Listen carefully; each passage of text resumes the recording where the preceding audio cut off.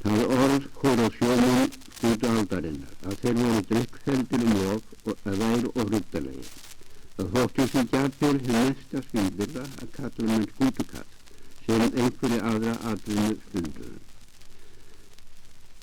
Kokkurinn fyrst í jakt var skammaryrði sem þótti verra en fólmæling. Því miður voru sjómenn og drykkfelldir og undantekning væru og sjómenn jafnvel stundum nokkuð yktar. Verst var að mörgum sjómennum þótti sómast í orði þegar stéttinni lág og þótti einnig gaman og ótt á flúsins. Hans tönns á einn vera góður sjómaður og harðger sem gat drukkið 2 eða 3 landkrabba undir borðið og var því risti nokkur blóðin óldrykkin úr sæti sínu og barið nokkra búokur eða aðra þýðinu meður.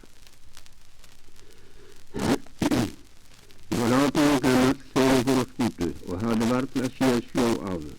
Ég hefði alveg upp að ég friðsáldi sveit austanfjalls og þekkti ekki drykkjuskap frekar en sjóin.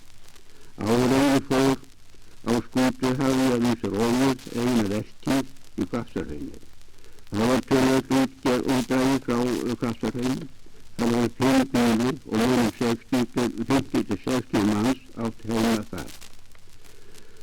Hann gæti átt við skipin 6 ringa og sóttu sjóin með mesta kappi. Lengst var róður fyrir Garsjó á setur sem svo voru kallaðar. Búskapur áðast nokkuð í Hvassahrauni þá helst sauðfé. Vorið réðst ég svo á skútu sem hét Auður sem var einmastra þilskip sem Guðmundur og önnum átti. Skipstjóri var einn af hennu frægur skipstjórum skútualdarinnar Bjargmundur Sigurðsson föðurbróðir.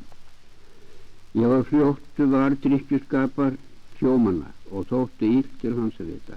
Vildi ég breyta þessu ófremdar ástandi því var það að þegar ég var að gangast fyrir félagskap sjómanna 4 árum síðar en það var sjómannafélagið Báran að það var ákveðið að vinna gegn drykkjuskap sjómanna og auka sjálfsvirðingu þeirra.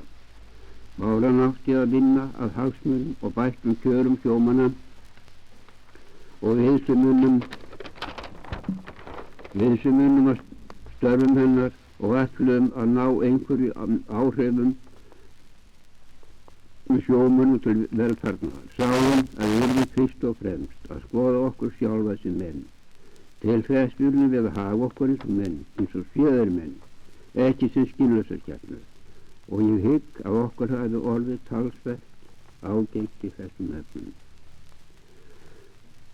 Félögum okkar hafi stílist af ódrykkja og riddarskapur til ómenning og ósamboðin siðurfólki.